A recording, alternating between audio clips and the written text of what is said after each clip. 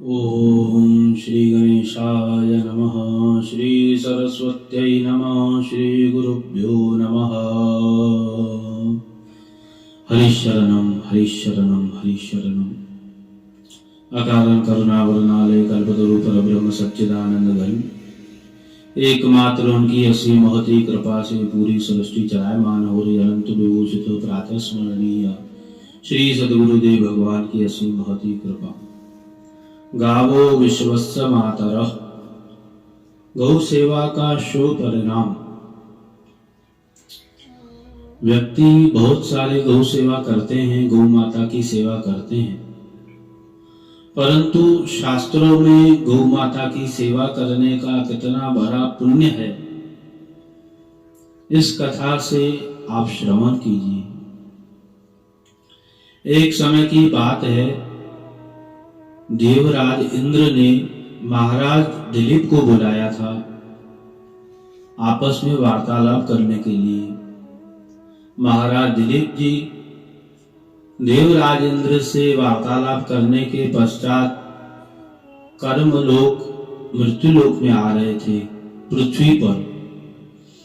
इस पृथ्वी को कर्मलोक भी कहा जाता है, मृत्युलोक भी कहा जाता है। तो महाराज दिलीप जो है वो पृथ्वी पर आ रहे थे। उसी समय आतुरता के कारण, प्रसन्नता के कारण गौ माता वहां रुकी थी। कामधेनु, महाराज दिलीप ने कामधेनु को प्रणाम नमस्कार नहीं किया और चले गए। कामधेनु ने कहा कि यदि मेरी संतान दिलीप राजा के ऊपर कृपा न करे तो इन्हें संतान नहीं होगी, अर्थात जब मेरी संतान नंदिनी इनके ऊपर कृपा करेगी तभी इनको संतान की प्राप्ति होगी।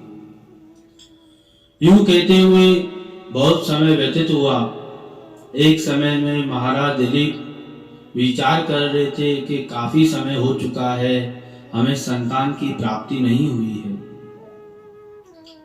महाराज दिलीप ने बहुत ही विचार किया, अपने गुरुदेव जी के यहाँ गए, गुरु वशिष्ठ जी के यहाँ। उन्होंने विचार विमर्श किया कि हे गुरुदेव, काफी समय हो चुका है, हमें संतान की प्राप्ति नहीं है।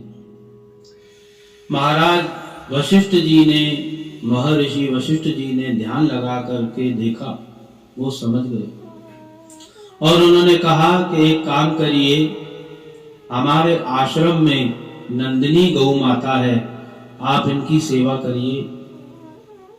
गुरु की आज्ञा पाकर नंदिनी की सेवा करने लगे।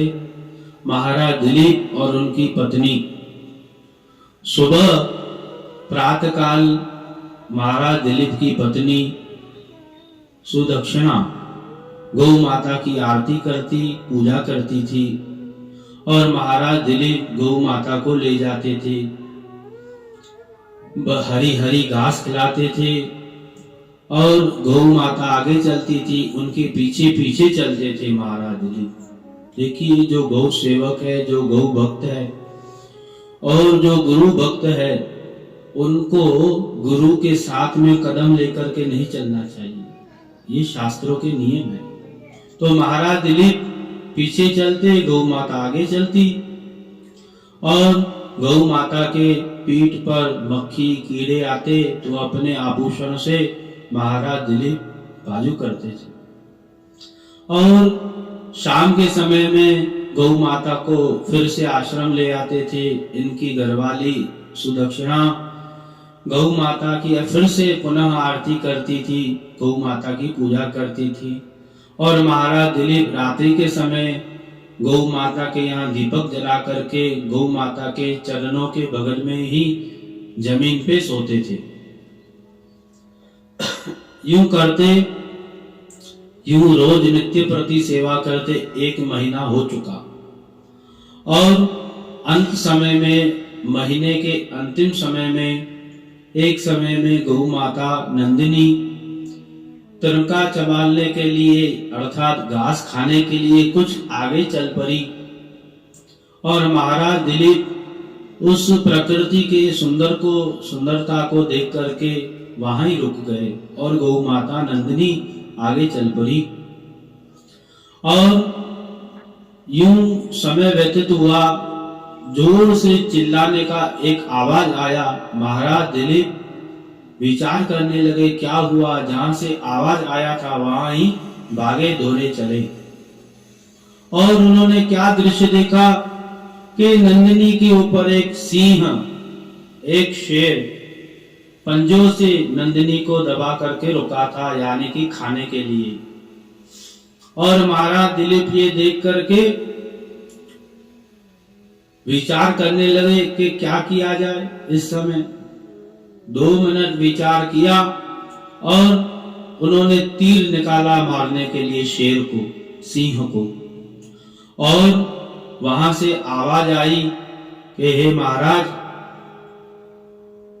आप चिंता मत करिए, ये जो नंदिनी है यहाँ पर, ये हमारा भोजन है। क्योंकि मैं सामान्य सिंह नहीं हूं, सामान्य शेर नहीं हूं, मैं भगवती जगदम्बा का कृपा पात्र हूं।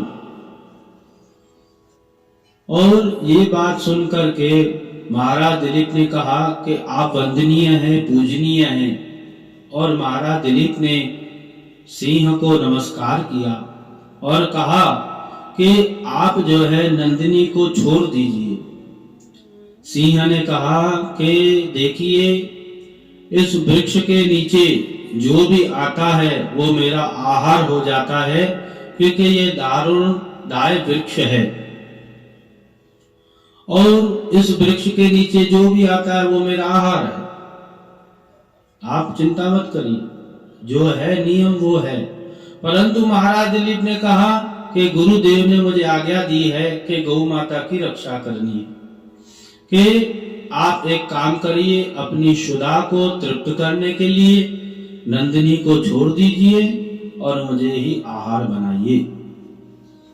तो सिंह ने कहा कि आप राजा हैं, आप चाहें तो अपने गुरुदेव को तो सैकड़ों गौ माताएं दे सकते हैं, और आप हृष्ट पुष्ट हैं, राजा हैं, राजा का आहार हो जाएगा तो प्रजा कहां जाएगी। फिर दिलीप ने कहा कि आप ये मत विचार करिए, मुझे जो आज्ञा मिली है उनका मुझे पालन करना है, आप छोड़ दीजिए नंदिनी को, गौ माता को।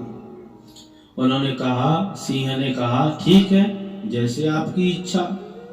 और महाराज दिलीप जब तीर निकाल रहे थे तो उनका हाथ वहां ही मस्तक पर रुक गया था, और ये वार्तालाप के पश्चात वो हाथ छूट गया। और महाराज दिलीप सर झुका करके सिंह के सामने रुक गए कि आप मुझे खा करके अपनी शुदा तृप्त कीजिए।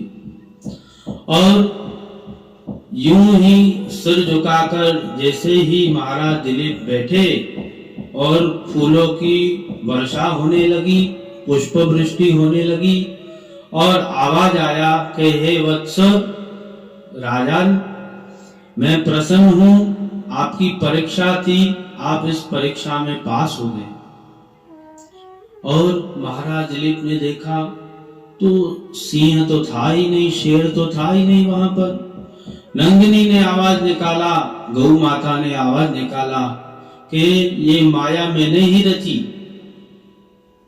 आपकी परीक्षा के लिए, परंतु आप परीक्षा में पास हुए, और पत्तों में मेरा दूध लेकर के पियो, आपको संतान होगी, तेजस्वी संतान होगी। महाराज दिलीप ने कहा कि हे भगवती, मैं प्रसन्न हूं, बहुत ही प्रसन्न हूं ये सुन करके, परंतु दूध का प्रथम अधिकारी आपके बचरे हैं, और उसके बाद गुरुदेव हैं, उसके बाद मैं हूं। नंदिनी ने ये बात सुन करके और प्रसन्न हो गई। नंदिनी आश्रम में नंदिनी आई, गौ माता को दिलीप ले आए महाराज दिलीप, और गुरु वशिष्ठ जी को पूरी वार्तालाप सुनाई। गुरुदेव प्रसन्न हुए, बच्चों ने पहले दूध पिया, फिर गुरुदेव की आज्ञा से महाराज दिलीप ने और उनकी पत्नी सुदक्षिणा ने भी पिया दूध, और गुरु कृपा, गौ माता की कृपा से उन्हें संतान की प्राप्ति हुई। उसी संतान से रघुवंश चला है। तो गौ माता की कृपा बहुत बड़ी होती है। इस भूतल पर गौ माता की जो भी सेवा करता है, प्रसन्नता से निष्काम होकर के भगवती श्री गौ माता उनकी सब मनोकामना पूर्ण करती है। देखिए, व्यक्ति जब गुजर जाता है तो उसके बाद, गुजर जाने के बाद ही गौ माता को उस प्राणी के निमित्त खिलाया जाता है। यानी कि परलोक में भी सुख देने वाली गौ माता है। यहाँ तो है ही है प्रत्यक्ष, परंतु परलोक में भी सुख देने वाली है। इसलिए गौ माता सदैव पूजनीय है, वंदनीय है, आदरणीय है। जो भी सनातनी एकादशी के दिन, अमावस्या, पूर्णिमा, संक्रांति, बड़े बड़े जो दिन हैं, इन बड़े दिनों पर गौ माता की पूजा करनी चाहिए, सेवा करनी चाहिए, गौ ग्रास खिलाना चाहिए, गौ माता की प्रदक्षिणा करनी चाहिए। गौ माता में बहुत शक्तियां हैं। बोलिए श्री गौ माता की जय। नमः पार्वती पतये, हर हर महादेव।